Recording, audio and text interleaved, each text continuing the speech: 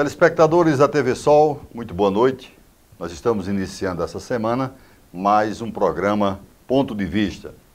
O nosso convidado de hoje, médico e hoje deputado estadual, Dinaldinho Vanderlei, vai conversar conosco, será o nosso entrevistado de hoje dentro do nosso Ponto de Vista.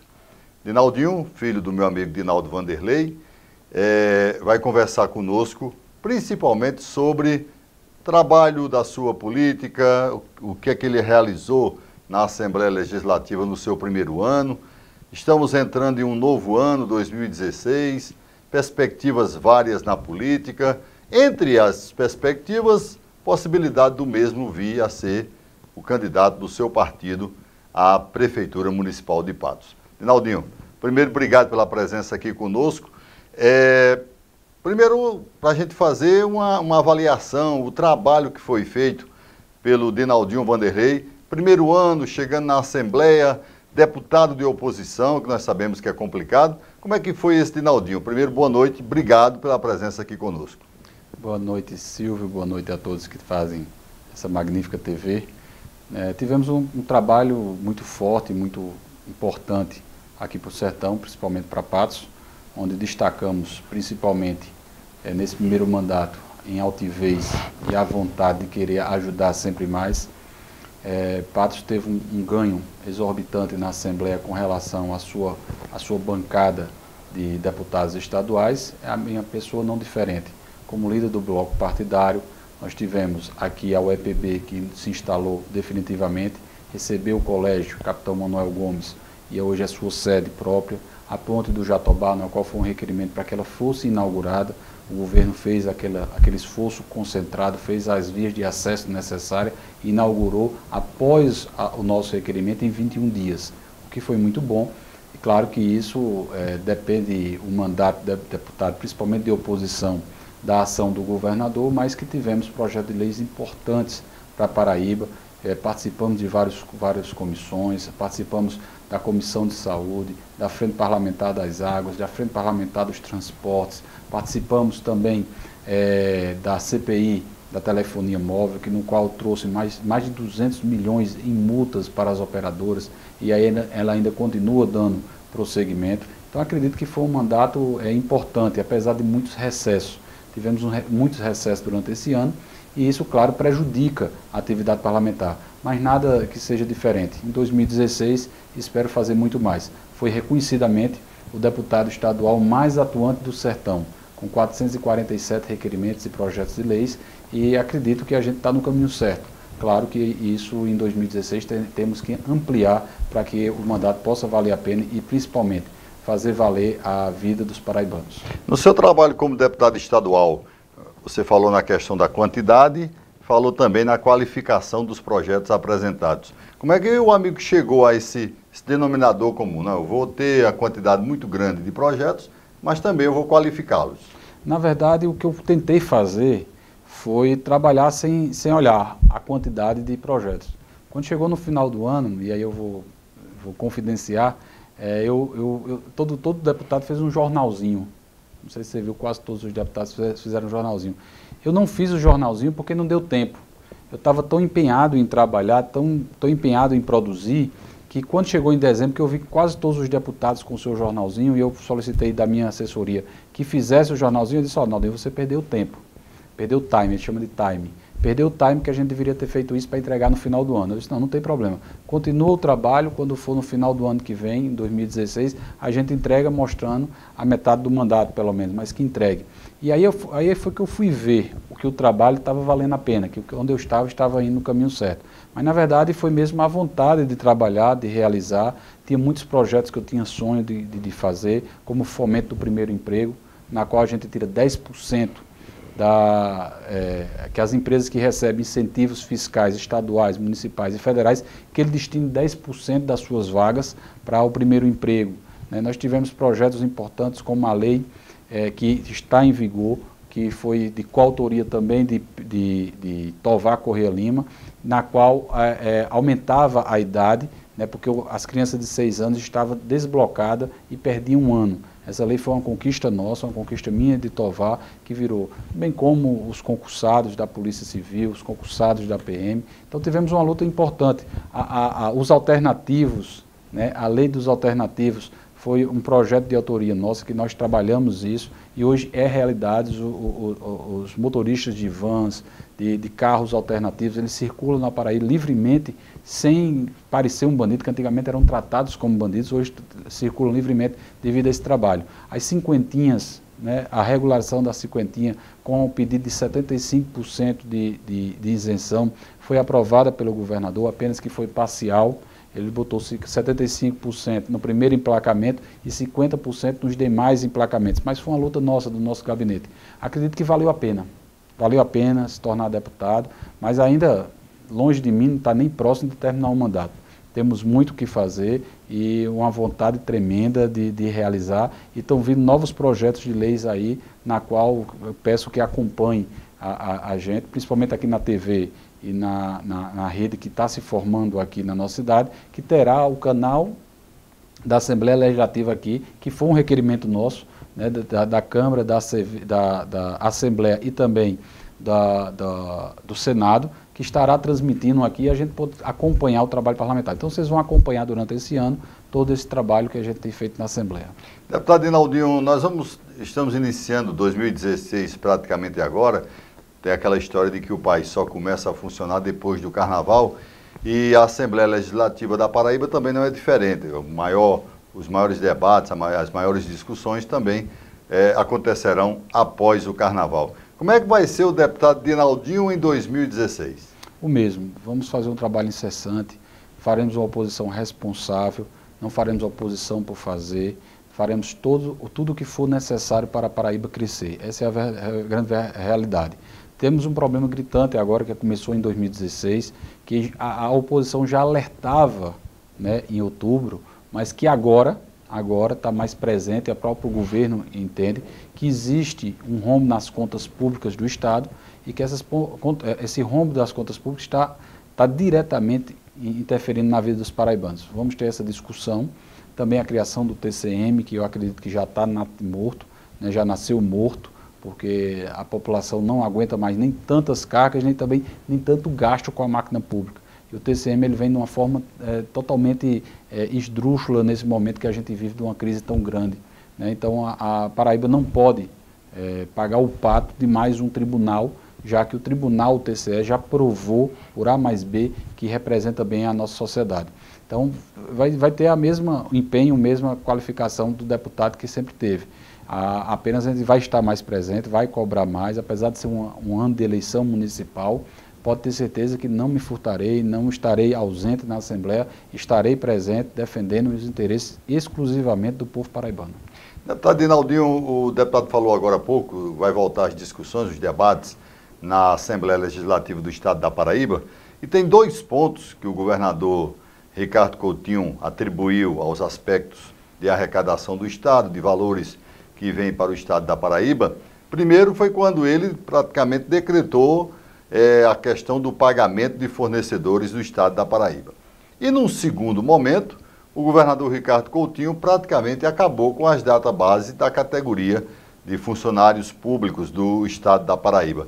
Como é que o amigo vai conviver com essas duas coisas? Primeiro, fornecedores que estão aí sem terem mais ou menos aí a ideia de quando recebem do Estado. E o funcionalismo público sem saber, já que, pelo que eu entendi, o decreto acaba com a database do funcionalismo. O que vemos de Ricardo foi que, e aí a gente não pode botar a culpa no governador, mas sim no governo dele, que em outubro chegou na Assembleia um pedido de empréstimo, né, a Paraíba pedindo empréstimo e dizendo que as contas estavam saneadas, que o Estado vivia no momento da federação, o Estado da Paraíba era o melhor, que poderia pagar dentro do mês trabalhado, que poderia contrair empréstimo, que poderia fazer isso, que poderia fazer aquilo. Então nós tivemos nesse período, e a oposição naquele tempo já orientava o governo. Você vê a oposição como é qualificada hoje na Assembleia, nós orientávamos o governo que iríamos ter um período de crise, que não era daquela forma, a mil maravilhas que a Paraíba vivia. Nós já víamos dificuldades. aqui no nosso, principalmente aqui no sertão, de obras paralisadas, de obras que estão para se concluir, que não conseguem, é o exemplo do hospital oncológico. Nós temos dificuldades de manutenção da máquina pública. E o governo, e no artigo de Roberto Cavalcante, que é o dono da TV Correio, ele foi bem sucinto e verdadeiro na colocação do artigo dele. Ele disse que o Estado tinha um cadáver, morreu esse cadáver por volta de outubro, e ele ficou maquiando esse cadáver até por volta agora de janeiro. E o cadáver começou a feder, porque chegava uma hora que o cadáver começou a feder. Foi mais ou menos isso com as finanças do Estado. O governo maquiou desde 2014 as suas contas públicas, como fez Dilma, Dilma fez da mesma forma, Ricardo é o mesmo modus operandi de Dilma, maquiou as questões de contas públicas do Estado e que agora chega e diz, o Estado quebrou. Aí eu fico imaginando, a pessoa passa por um processo licitatório, onde você é escolhido pelo menor preço. Você só ganha um processo licitatório se você tiver o menor preço. Você consegue esse menor preço. Você passa 4 a 6 meses sem receber, quer dizer, o dinheiro se desvalorizando e você sem se capitalizar. E após 4, 6 meses, o governo decreta um ato número 5, em que diz, você passou pelo processo licitatório, você botou o preço mais barato, você teve desvalorização e eu ainda vou tirar 15% do seu lucro. Então, das duas, uma, ou o Estado está dando o calote nos fornecedores, ou ele estava comprando superfaturado, porque não existe mágica na questão financeira. Então, é isso que a oposição tem trabalhado, de forma responsável, mas cobrando com altivez, para que não ocorra um desmando com o dinheiro público. A Paraíba já recebe muito pouco. Ela tem que fazer milagres com o que recebe. E a gente tem problemas na educação, temos problemas na saúde, temos problemas principalmente na segurança e na mobilidade. E isso tem enfrentado a Paraíba e o gasto é exorbitante, não há como conter isso. Deputado, necessariamente dos dois pontos que o amigo colocou aí, acredito eu que tem um ponto aí que o debate, a discussão vai chegar à Assembleia Legislativa do Estado da Paraíba, que é a questão do funcionalismo público do Estado da Paraíba, ou seja, os funcionários do Estado da Paraíba simplesmente perderam a data base. Essa discussão, esse debate deve chegar na Assembleia. Como é que vai ser o posicionamento do deputado? Favorável ao funcionalismo, não tem ponto correr. O Estado propagou isso, inclusive foi um compromisso do governo, já dentro do governo, sem fora do período eleitoral, que ia preservar o funcionalismo, que ia preservar os aumentos, que ia preservar aqueles direitos que tinha o funcionalismo. Então a oposição vai ficar do lado do funcionalismo, vai ficar do lado do povo paraibano. Nós não podemos aceitar, não podemos pagar a conta, essa é a grande verdade, nós não podemos pagar a conta dos desmandos que houve no governo. Como você imagine, o governo não economiza nada, o governo só gasta de forma errada, e aí o que acontece? Quem vai pagar é o funcionalismo e o povo paraibano. Não dá. Houve aumento de mais de 100% dos impostos aqui na Paraíba. Mesmo com voto contrário da oposição na Assembleia, houve aumento de imposto aqui. Aí chega agora o governo diz, vou dar calote, eu não vou cumprir a data base, eu vou diminuir funcionário, eu vou acabar com isso, eu vou acabar aquilo. Qual foi a secretaria que foi diminuída? Qual foi a vez que o governo fez para diminuir o custeio da máquina? Ao contrário, o governo está comprando agora 2 carros blindados para o uso pessoal do governador. 2 carros blindados com o uso pessoal do governador. A gente não vê, essa é a grande verdade, o intuito de diminuir as despesas. É isso que a gente tem. É igual imposto. Aqui em Patos você paga muito imposto, você paga IPTU, você paga ISS, você paga terríveis impostos, taxas de mais taxas, não tem transporte público de qualidade, não tem educação, não tem saúde, mas você paga uma taxa exorbitante. Você, quando abre sua porta, você não vê os impostos. É o que está acontecendo com o governo. A gente tem que abrir a nossa casa e ver os impostos do governo, e é isso que a gente não tem visto aqui na Paraíba. Deputado Dinaldinho, nós vamos agora a um breve intervalo. Eu estou utilizando esse primeiro bloco, o segundo bloco, para falarmos do deputado, do trabalho dele na Assembleia, o seu dia a dia. E no nosso último, aí sim, eu vou mexer com a política de Patos, saber uma série de coisas com o deputado Dinaldinho. Então nós vamos a um brevíssimo intervalo. Daqui a pouco a gente volta falando mais no nosso ponto de vista.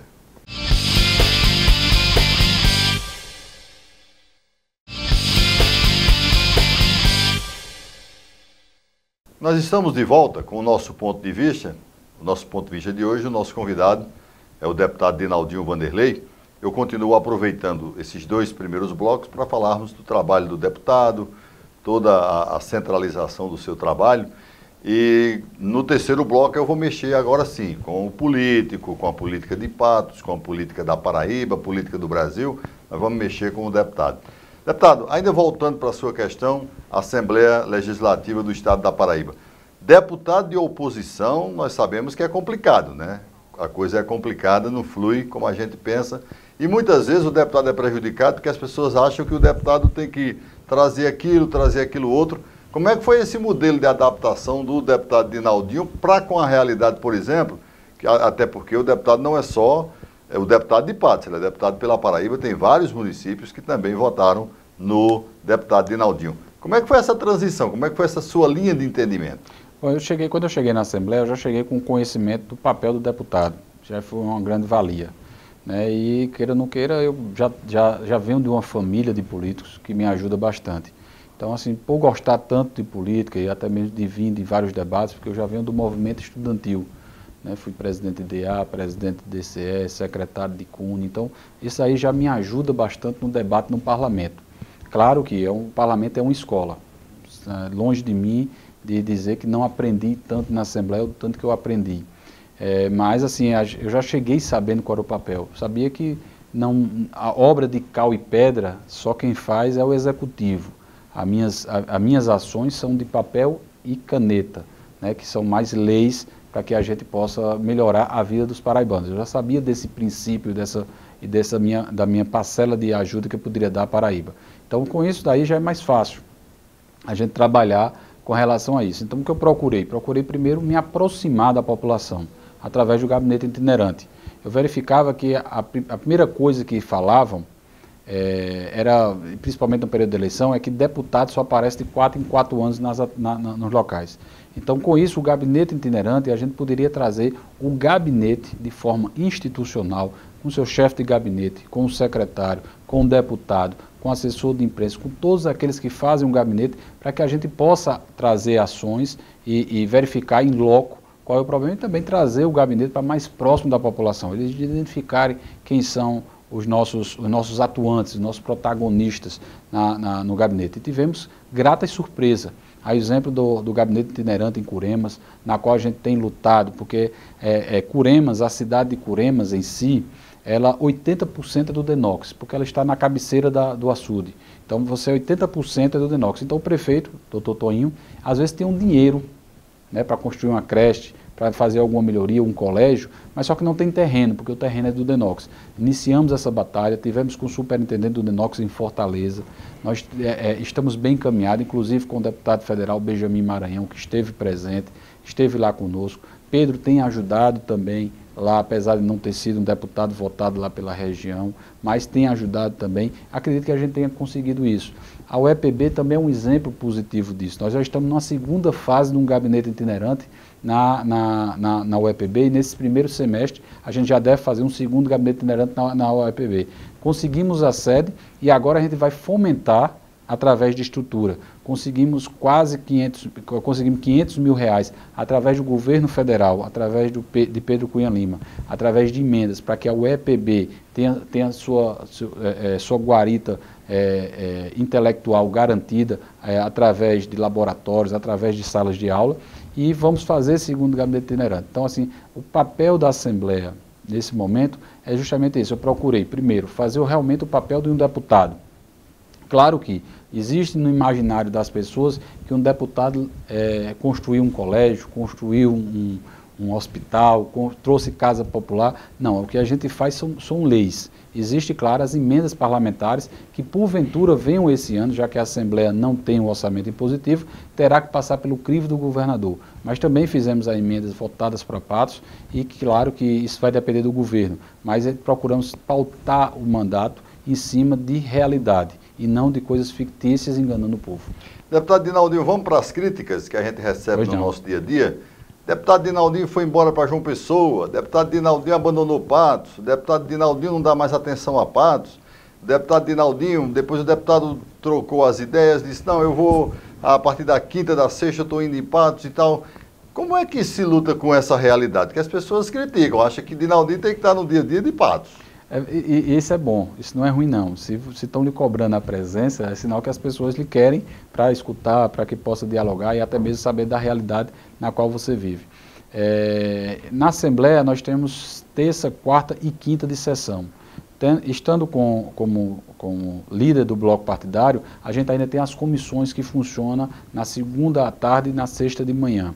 Sem contar as audiências, intermináveis audiências, sem contar as frentes parlamentares que fizeram um trabalho belíssimo pela Paraíba. Então, assim, nós temos um mandato de deputado estadual muito pujante e muito corrido. Por isso só, já justificaria até um pouco a ausência daqui. Eu moro em Patos, eu sou de Patos. Então é natural que as pessoas já estão acostumadas a me ver pela cidade, de cumprimentar, de falar. Então quando dá essa ausência temporária, e claro que eu tenho que transferir um pouco da minha vida para João Pessoa, claro que isso cria ausência. Mas infelizmente e felizmente, tivemos problemas de ordem familiar com relação à saúde. Dinaldo teve enfermo, eu tive que estar presente, é meu pai. E assim, além de deputado, eu sou filho e sou pai. Tive meu filho enfermo também, que também levou. E se você dá uma olhada nos dois, eu fiquei até olhando, meu filho passou 10 dias internado e meu pai passou com 45 convalescido. Só aí já vai para 55 dias, quase 60 dias. Mesmo assim eu procurei fazer uma coisa e outra. Sem contar que a gente tem que dar atenção às outras cidades. Nós fomos votados pela Paraíba toda. Então nós tivemos votos em quase 180 municípios. E isso daí é importante. Então, mas o importante é que o trabalho do deputado foi feito, foi realizado e foi reconhecido. O Correio reconheceu, o Jornal da Paraíba reconheceu, o Sertão reconheceu, o Patos reconheceu o trabalho do deputado Dinaldinho. Claro que tem que estar presente? Tem que escutar a população? Tem. Eu procuro me desdobrar.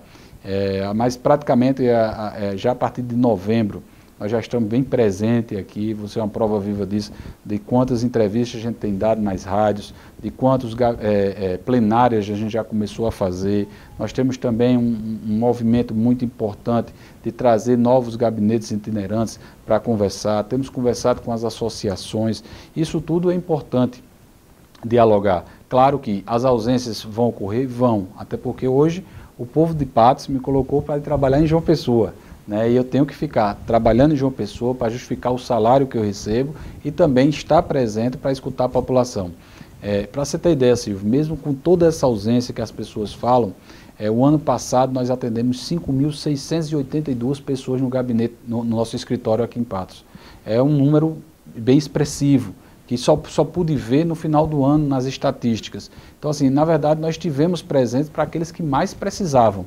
Ao meu ver, nós estivemos para quem mais precisava, para quem precisavam de leis, para quem precisava do apoio do deputado e precisava dos atendimentos sociais e médicos aqui na nossa cidade. Deputado Dinaldinho, ainda estou mexendo na questão estadual, convivência com a Assembleia, né? Você tem a sua bancada de oposição, você tem são 36 deputados, tem a presidência, tem relação com o governador, que eu sei que é complicado em função do partido. Como é que tem sido essa convivência do Dinaldinho? Me parece que conseguiu ser líder de uma minoria, conseguiu alguma coisa dessa natureza. Como é esse seu trabalho? Esse trabalho não é fácil, é difícil, até porque existe um pensamento popular e até mesmo no meio político que você não se aguenta na oposição. Você vai chegar uma hora que vai se vender, né? Esse é o imaginário popular. E assim, eu procurei ao máximo ser o mais transparente possível em todas as minhas ações. Inclusive até o próprio governo reconhece e diz, nós temos uma oposição que é uma oposição respeitável, uma oposição que pode chegar, tanto o governo como o governador, não vai chegar ao ponto de dizer o que disse no passado, que um deputado custava 300 mil reais. Isso ele não vai poder dizer nunca da oposição que hoje tem.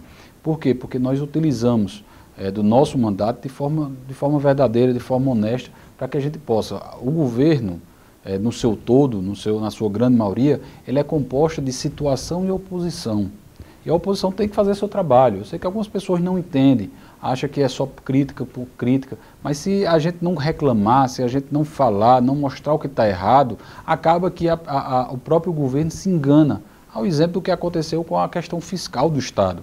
Por mais que a oposição dissesse que o governo não tinha capacidade de crédito naquele momento, que precisava de mais dinheiro, mas esse dinheiro deveria vir de forma de diminuir custeio, nós não estaríamos passando por esse vexame de tentar dar calote nos fornecedores. Então, e poderíamos até estar concluindo algumas obras. Então, assim, a oposição mostra o seu papel e é importante a população entender isso. Por muito tempo nós não tínhamos uma oposição tão qualificada como nós temos agora. A exemplo de Renato, de Camila, de Tovar, de Bruno, de Janduí Carneiro, Zé Aldemir, do Ranieri Paulino, do Frei Anastácio, do Daniela, do Ricardo Marcelo, do Arnaldo, né, do João Henrique. Esse pessoal fizeram oposição e fizeram oposição de forma respeitosa, de forma honesta, com críticas pontuais à administração, nunca pessoal, como acontecia no passado. Nós verificamos que a Paraíba, nesse momento, por exemplo, você já pega pela Assembleia. A Assembleia foi bem produtiva esse ano, que passou em 2015, e a própria presidência da Assembleia confirma isso, o próprio governador confirma isso, a própria imprensa confirma isso, mas foi de uma ação da oposição. A oposição esteve presente em todas as comissões, com voto, com pedido de vista, com projetos de leis. A grande maioria dos projetos de lei, 70% dos projetos de lei foram feitos pela oposição da Paraíba. Então, quer dizer, a oposição trabalhou incansavelmente pela Paraíba e mostra o seu valor. Eu tive o prazer de liderar tudo isso. Eu tive o prazer de liderar tudo isso, de montar essa equipe, de colocar nas comissões através da liderança, e isso foi uma forma de aprendizado muito grande. Graças a Deus eu me impus dentro da Assembleia, no bom sentido, e os colegas respeitam isso e me colocaram como líder. Disseram, Dinaldinho é a pessoa ideal para enfrentar isso, é a pessoa capacitada para fazer isso, apesar do meu primeiro mandato. E graças a Deus a gente mostrou a altura que tem a oposição na Paraíba e principalmente a vontade do povo patuense, porque estava representando principalmente o povo patuense na Assembleia.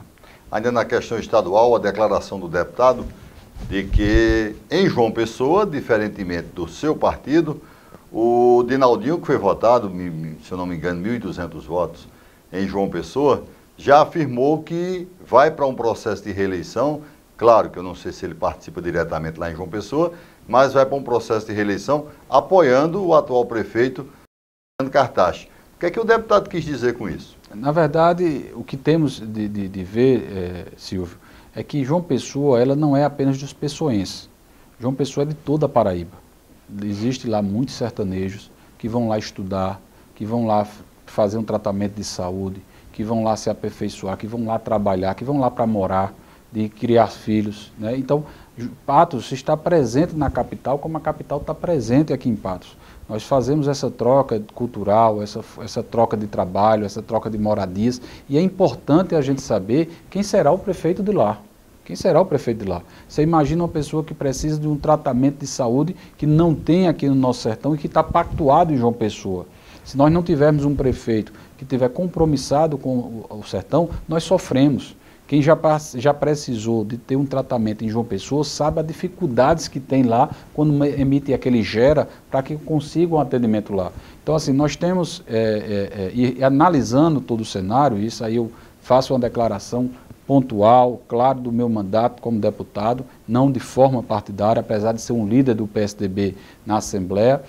A minha visão é que, se o PSDB não tem candidatura própria,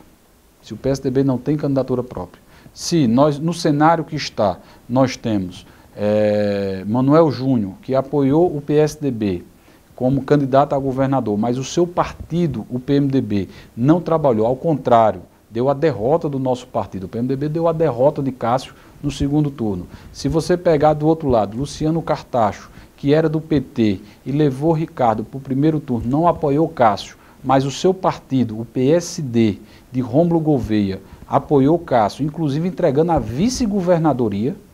O cara era vice-governador, entregou a vice-governadora, acreditando no projeto de Cássio. Nós verificamos o quê? Que o PSDB se encontra livre para escolher a sua opção de quem votar. Não deve nada a Manuel Júnior, não deve nada ao PSB, deve apenas à amizade né, que isso pode vir em 2018 sem problema nenhum, em 2018 se paga o que se deu em 2014, mas o que a gente ter que ver é como está João Pessoa. A administração de Cartacho está excelente e eu vejo de bom tamanho. Por isso, o meu apoio a Cartacho e trabalharei dentro do partido pela sua eleição. Claro que essa decisão será de partido, mas a minha decisão pessoal é de apoio a Cartacho. Muito bem, deputado, nós vamos a um breve intervalo e aí nós voltamos para o nosso terceiro e último bloco. Aí sim, eu vou mexer na política de Patos, né, com o deputado Dinaldinho Vanderlei, que na minha visão, depois do que ele disse aqui de Cartacho, ele é candidatíssimo à Prefeitura de Patos. Mas isso a gente vai saber daqui a pouco, dentro do nosso ponto de vista.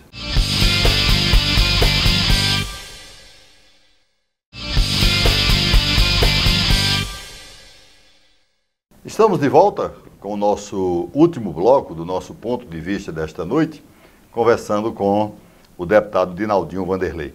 Deputado, já conversamos 2 blocos, atualizamos o trabalho que faz o deputado, aquela coisa toda, e eu agora quero me voltar para a cidade de Patos.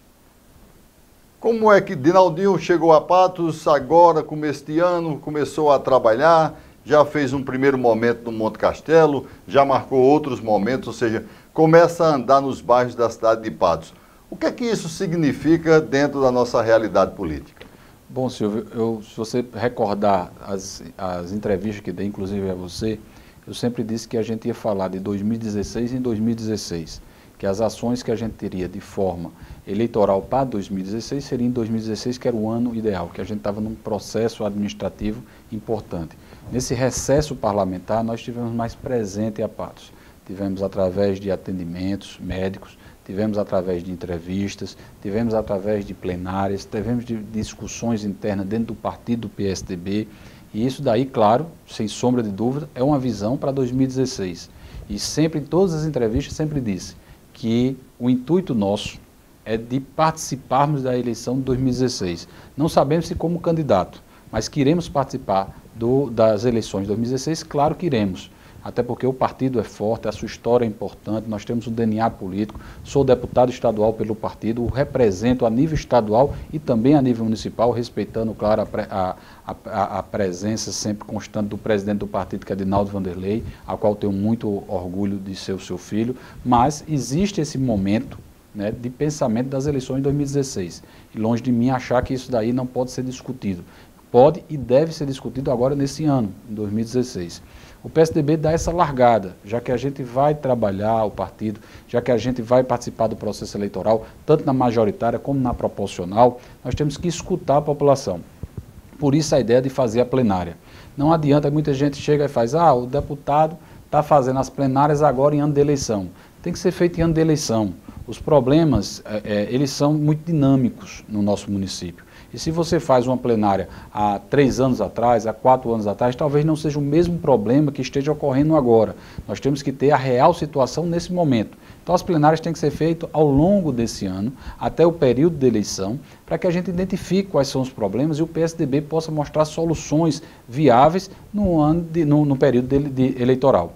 Então é isso que temos feito, nós estamos preparando partidos, vamos começar a dialogar com os outros partidos após as filiações partidárias, não temos conversado com partidos que não seja o do PSDB, ao qual eu faço parte, para que deixem à vontade todos os pré-candidatos, que deixem à vontade todos os partidos, para que eles possam fazer essa análise dentro, análise própria, como o PSDB tem feito, para que no futuro a gente possa conversar e unir as oposições em um projeto político só. Numa linha básica de entendimento, pelo que eu entendi, plenárias, Monte Castelo, acredito que o amigo vai rodar vários bairros da cidade de Patos. Quinta-feira agora que vem, se Deus permitir, a gente vai estar no Salgadinho. Isso. Então a pergunta é, feito esse trabalho, feito esse levantamento, tudo o que aconteceu nessas plenárias serviria, em tese, para um programa de governo? Claro que sim. E o PSDB tem por obrigação fazer o plano de governo, independente se é ou não candidato a prefeito, se vai ter ou não candidato a vereador, até porque o partido tem que mostrar ao município. O partido ele é dividido, Silvio, em partido municipal, estadual e federal. Ele tem justamente essa configuração para que o partido esteja próximo do povo e da sua realidade. Como é que a gente vai chegar numa reunião partidária em João Pessoa ou em Brasília sem saber a real necessidade do povo? Então é justamente para que serve essas plenárias. O partido tem feito isso, não só em Patos, mas em todo, através do presidente Rui Carneiro, através do senador Cássio. A orientação é que a gente se aproxime da população, comece a conversar, a fazer essas plenárias para que a gente discuta quais são os problemas, mas principalmente trazer soluções. Nós temos dentro do partido senadores, deputados federais, deputados estaduais, que podem sim trazer uma realidade diferente através das suas ações. Então, o intuito maior da plenária é justamente esse, identificar, criar discurso, é bem verdade, mas principalmente trazer soluções. Como é que o amigo avalia esse momento que nós vivemos, esse momento da prefeita Francisca Mota, à frente do município de Patos, o grau de dificuldades, uma série de problemas que a cidade vem atravessando? O deputado acompanha? Acompanho, claro que acompanho. Eu sou patuense, aqui tenho toda a minha família que mora aqui, então eu acompanho esse problema.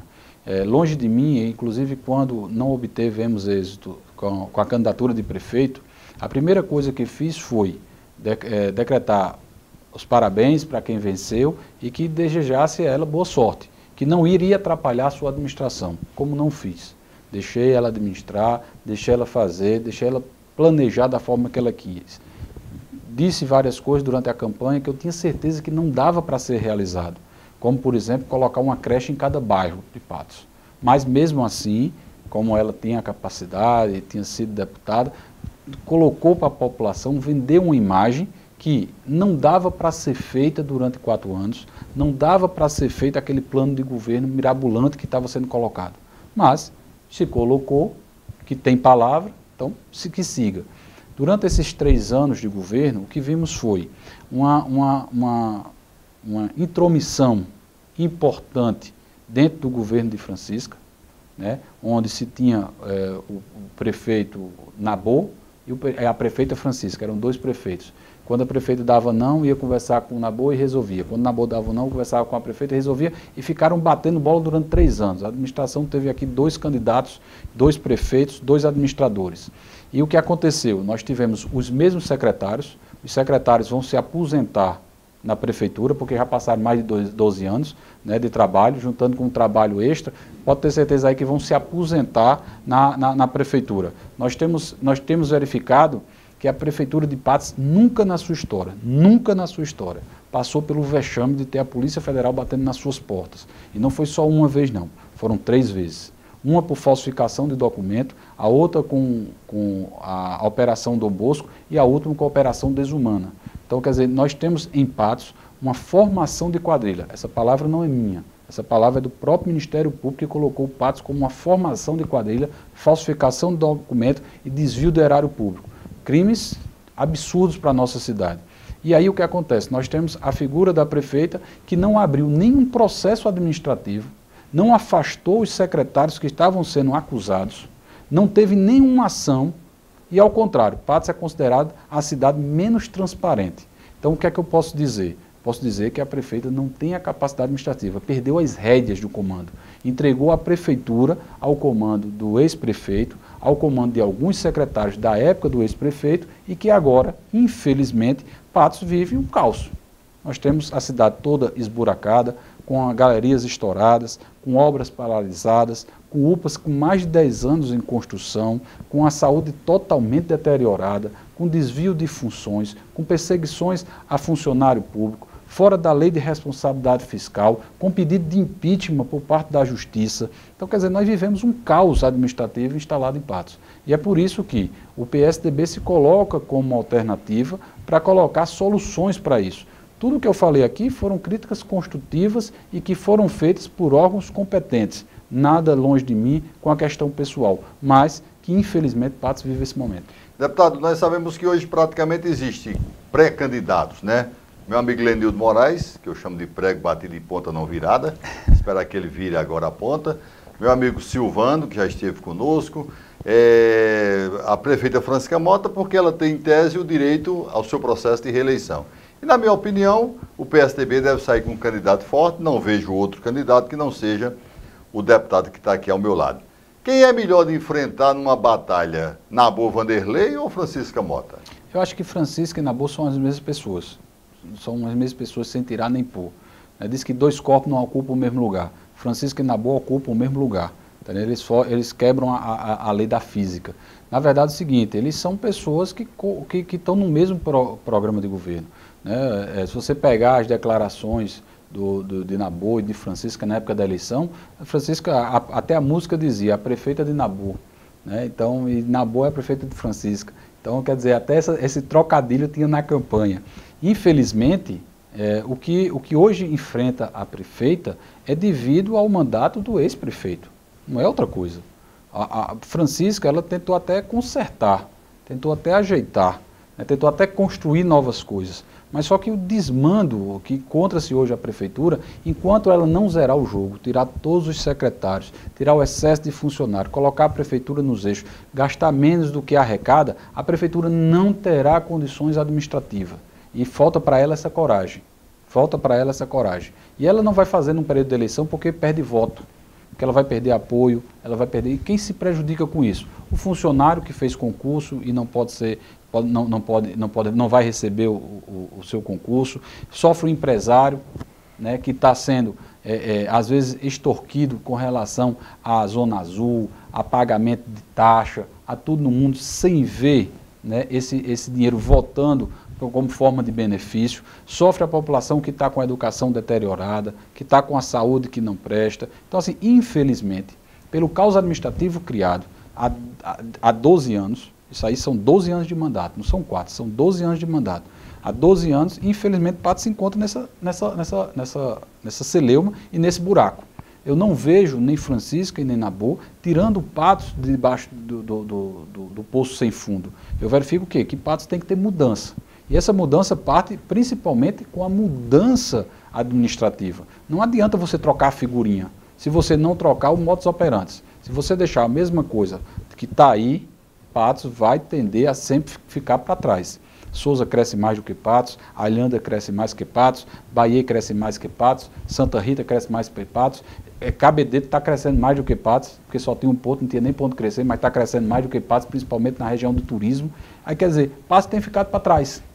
Patos tem ficado para trás. E aí acredito que a nova visão, e o PSDB defende isso, é uma visão mais centrada, mais votada, mais administrativa, mais votada para a gestão do que mesmo para a politicagem e para a política que, infelizmente, dominou esses 12 anos de história aqui em Patos. O deputado tem dito, já nessa fase final do nosso terceiro bloco, o deputado tem dito que questões ligadas a vereadores, ao chapão daquilo outro, só trata, praticamente nós vamos ter até o final de março, que estabelece a lei eleitoral. Quem vai ser de partido A, partido B, partido C, tem que tomar sua decisão até o dia 31, ou seja, 31 de março, em abril, nós já teremos tudo isso definido. Só senta para conversar, para ajeitar, para saber quem está do meu lado, depois do dia 1º de abril? Eu sempre tive muito respeito com a Câmara de Vereadores de Patos. Claro que eu tenho minhas opiniões com relação ao trabalho que eles fazem lá. Vejo que poderia ter sido melhor, principalmente no campo da oposição. Faltou muita coisa a Câmara cobrar, como, por exemplo, um posicionamento com relação a todas essas operações que houve aqui em Patos. A Câmara faltou mais um incisivo, acredito que até uma CPI caberia aí, mas longe de mim pautar o trabalho dos vereadores, o trabalho é deles, é uma opinião particular minha, e acredito que tão importante como a eleição de um prefeito é a eleição dos vereadores, porque são eles que criam leis, são eles que fiscalizam, e assim, eu vou tratar a questão sempre de vereadores, principalmente no campo partidário, sempre com muito respeito, Então, assim, o que eu vejo em Patos são pequenos vereadores que não têm tantas condições, nem financeiras, nem às vezes até com muito reduto eleitoral, mas com o intuito de tentar ser vereador pela cidade, de tentar mostrar um trabalho. Uns que têm 100 votos, outros que têm 150 votos, outros que têm 1.000, outros que acham que tem 3.000, né, que a gente acha muito desses vereadores, mas a intenção verdadeira dele é sempre ajudar a Patos e tentar chegar lá. Então, o que tenho pregado dentro do partido, e essa é a minha atitude, tem sido, ao longo da minha história, é que eles sentem para conversar, sentem para raciocinar, tragam algum plano de governo, como a gente do PSDB mesmo está fazendo, através de plenário, escutando o povo, se reunindo e que apoie aquele candidato que tenha mais condições. Vamos procurá-los? Vamos procurar todos. Vamos procurar todos, inclusive aqueles que nunca votaram na gente, claro que a gente vai procurar, mas que eles passem pela reflexão de como está vivendo a cidade de Patos, de fazer uma união, tá entendendo? De fazer uma união política, né? Por união política, ou por benefício financeira, ou por qualquer outra coisa, ou até pelo oba-oba da campanha, não é união política, é mistureba. O que nós temos que ter é união de ideias. Essa união de ideias se nasce, claro, com a discussão. Vamos visitar todos esses chapões, vamos conversar com vereadores, com suplentes de vereadores, com propensos candidatos, para que a gente possa fazer. O que eu tenho feito é fortalecer o partido que é o PSDB, que é o meu partido, e a partir daí abrirmos discussões para que a gente possa fazer, claro, uma campanha majoritária e também proporcional, tendo o PSDB sempre ajudando esses vereadores.